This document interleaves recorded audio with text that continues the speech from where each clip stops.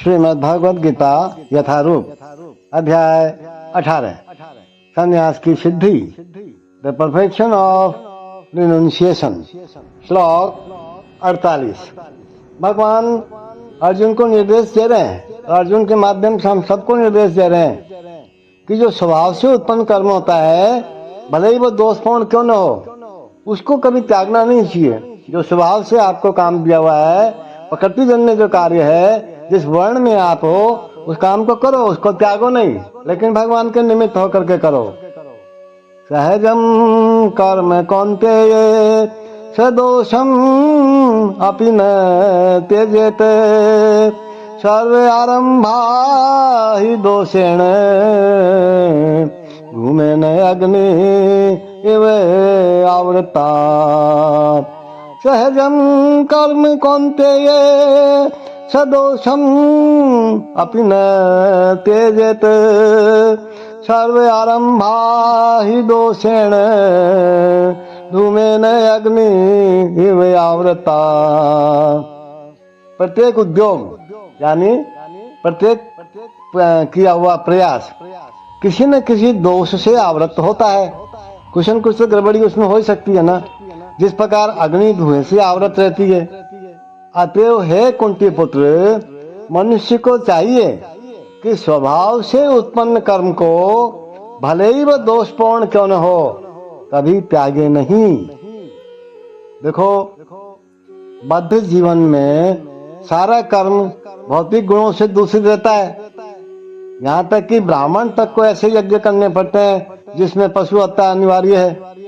इसी प्रकार क्षत्रिय चाहे कितना ही पवित्र क्यों न हो, उसे शत्रुओं से युद्ध करना पड़ता है, वह इससे बच नहीं सकता। इसी प्रकार एक व्यापारी को चाहे वह कितना ही पवित्र क्यों न हो, अपने व्यापार में बने रहने के लिए कभी कभी लाभ को छिपाना पड़ता है, या कभी कभी काला बाजारी चलाना पड़ता है, झूठ बोलना पड़ता है। तो ये बातें आवश्यक है, इनसे बचा नहीं जा सकता।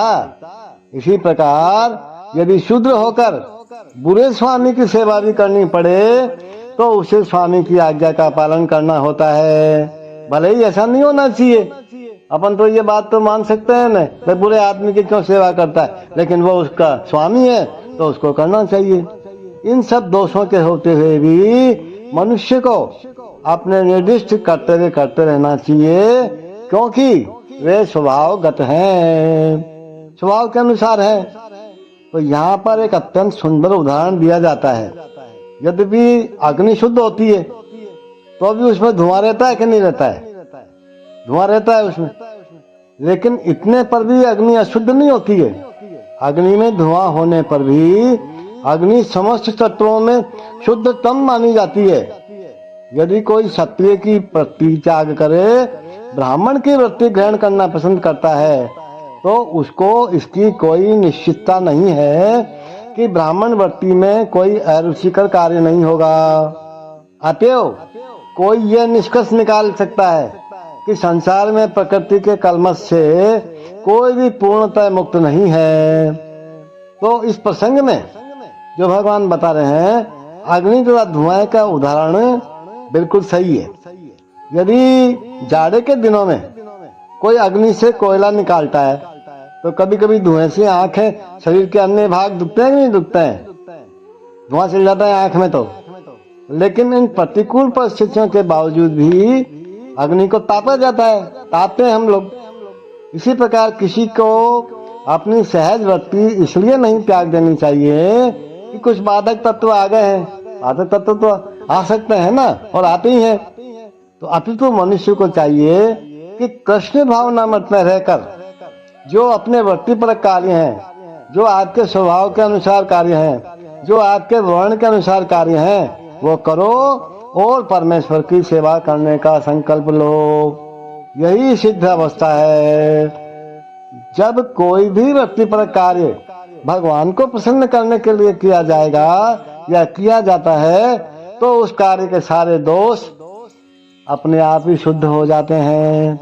जब भक्ति से संबंधित कर्म फल शुद्ध हो जाते हैं तो मनुष्य अपने अंतर का दर्शन कर सकता है, और इसे ही क्या बोलते हैं, इसी को आत्म साक्षात्कार कहते हैं। Every endeavour is covered by some fault, just as fire is covered by smoke. Therefore, one should not give up the work born of his nature. O son of Kunti, even if such work is full of fault,